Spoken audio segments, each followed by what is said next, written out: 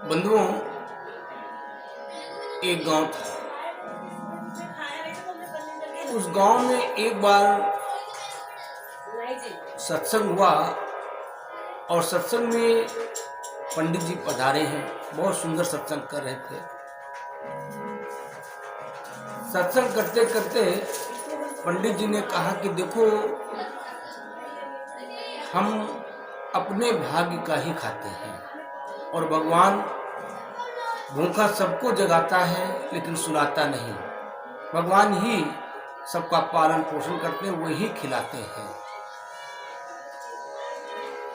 एक व्यक्ति उठा और बोला, महाराज ऐसा कैसे हो सकता है कि भगवान खिलाते हैं?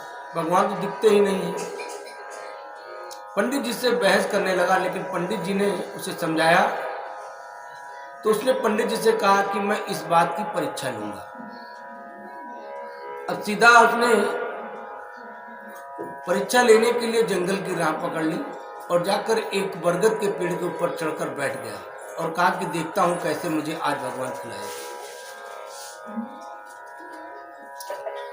तो बंधुओं, उस दिन इत्तेफाक से वट सावित्री का पर्व था। सभी ग्रामवासी वहां जाकर पूजा करके पूड़ी पुआ सब चढ़ाकर चले आते थे। दिन भर तो बैठा रहा, लेकिन रात का समय जब आया तो उधर से डाकू निकल रहे थे। डाकुओं ने मन में सोचा, भूख बहुत लग रही है, क्या किया जाए। तो एक डाकू की नजर उस पेड़ पर पड़ी।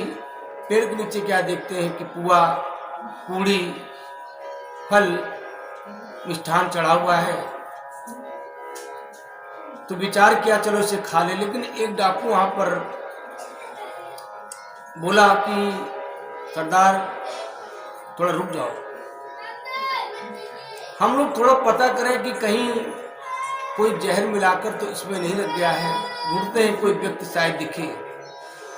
तो सभी ढूंढने लगे, चारों तरफ देखा तो कोई नहीं दिखा। लेकिन एक डाकू की निगाह पेड़ के ऊपर गई।